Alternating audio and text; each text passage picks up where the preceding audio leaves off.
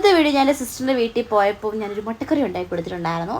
First ഞാൻ എൻ്റെ വീട്ടിൽ വെച്ച് പരീക്ഷിച്ച് സക്സസ് ആയ ഒരു മുട്ടക്കറിയായിരുന്നു ഗൈസ്. അങ്ങനെ ഞാൻ അവിടെ പോയപ്പോൾ ഉണ്ടാക്കിയതാണ്. ഇതെങ്ങനെ ഉണ്ടാക്കുന്നതെന്ന് വെച്ച് കഴിഞ്ഞാൽ സാധാരണ മുട്ടക്കറി ഉണ്ടാക്കുന്ന പോലെ തന്നെയാണ്, എങ്കിലും കുറച്ച് വ്യത്യാസമുണ്ട് ഗൈസ്. നമ്മുടെ കയ്യിൽ നിന്ന് കുറച്ച് പൊടിക്കൈകളൊക്കെ ഇട്ടിട്ടുണ്ട്. സംഭവം ആദ്യം ഇച്ചിരി വെളിച്ചെണ്ണ ഒഴിച്ചിട്ട് കടുക് വറക്കുക, അതിലേക്ക് ഇഞ്ചി വെളുത്തുള്ളി പേസ്റ്റ് ഇടുക, പിന്നെ എന്താണ് സവോള ഇടുക, പിന്നെ എന്താണ് ഉപ്പ്, പിന്നെ മുളക് പൊടി, മല്ലിപ്പൊടി, ചിക്കൻ മസാല,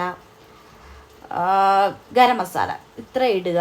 ഇട്ടിട്ട് നല്ല രീതിയിലൊന്ന് സവോളയൊക്കെ നല്ല രീതിയിൽ വഴന്ന് വരുമ്പോഴത്തേക്ക് നമുക്കതിലേക്ക് ഇച്ചിരി വെള്ളം ഒഴിച്ചിട്ട് നന്നായിട്ടൊന്ന് തിളച്ച് വരുമ്പോഴത്തേക്ക് എന്താണ് നമ്മുടെ മുട്ടയും കൂടി ഇട്ട് കൊടുക്കുക. ഇത് തന്നെയാണ് എല്ലാ മുട്ടക്കറിയിലും വേണ്ടുന്നത്.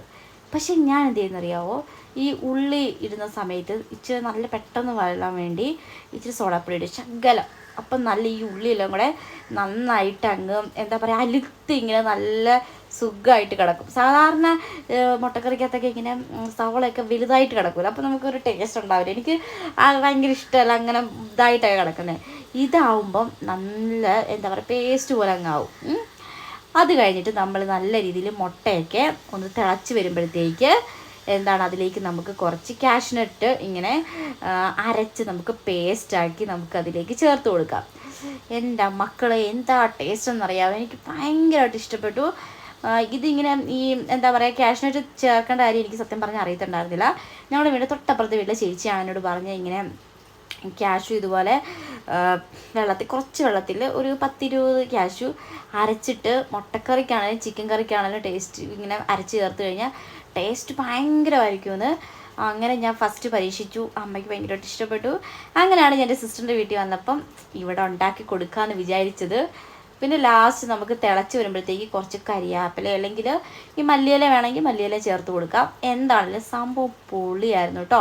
അപ്പം നിങ്ങളെല്ലാവരും ഈ മുട്ടക്കറി ഉണ്ടാക്കുമ്പോൾ ഇങ്ങനെ ഒന്ന് ചെയ്ത് നോക്ക്. എല്ലാവർക്കും ഇഷ്ടപ്പെടുമെന്നല്ല, കറി തീർന്നു അറിയില്ല. പിന്നെ ഇപ്പം ചപ്പാത്തിയുടെ കൂടോ പൂരിയുടെ കൂടോ ഇഡലിയുടെ കൂടെ എന്ത് വേണമെങ്കിലും നമുക്ക് ഈ ഒരു കോംബോ പരീക്ഷിച്ച് നോക്കാം. അതുമല്ല ചോറിൻ്റെ കൂടെ വേണമെങ്കിൽ നമുക്ക് ഈ ഒരു മുട്ടക്കറി ടേസ്റ്റ് ചെയ്യാം കേട്ടോ. എനിക്കങ്ങനെ ചോറിൻ്റെ കൂടെ ഒന്നും അങ്ങനെ മുട്ടക്കറി കഴിക്കാറില്ലാത്തതാണ് ഞാൻ. പക്ഷേ ഈ ഒരു മുട്ടക്കറി ഞാൻ ഉണ്ടാക്കിയിട്ട് ചോറിൻ്റെ കൂടെ വരെ പരീക്ഷിച്ചെന്നുള്ളതാണ്. എനിക്ക് അത്രയ്ക്ക് ഭയങ്കരമായിട്ട് ഇഷ്ടപ്പെട്ടു കേട്ടോ. അപ്പം ഞങ്ങളിവിടെ ഓച്ചിറലായിരുന്നു, സിസ്റ്ററിൻ്റെ വീട്ടിൽ വെച്ചായിരുന്നു ഉണ്ടാക്കി. അങ്ങനെ എല്ലാവർക്കും ഞങ്ങൾ കൊടുത്തു, എല്ലാവർക്കും ഇഷ്ടമായി കേട്ടോ. അപ്പോൾ എനിക്ക് ഭയങ്കര ഹാപ്പിയായി. എല്ലാവർക്കും കറികളൊക്കെ നമ്മൾ ഉണ്ടാക്കി കൊടുത്തിട്ട് ഇഷ്ടപ്പെടും എന്നൊക്കെ പറയുമ്പോൾ അതൊരു പ്രത്യേക ഹാപ്പിനെസ് ആണല്ലോ. അപ്പോൾ എല്ലാവരും ഒന്ന് വീട്ടിൽ ട്രൈ ചെയ്യുക. അപ്പോൾ ഇത്രയേ ഉള്ളൂ. Tata, see U.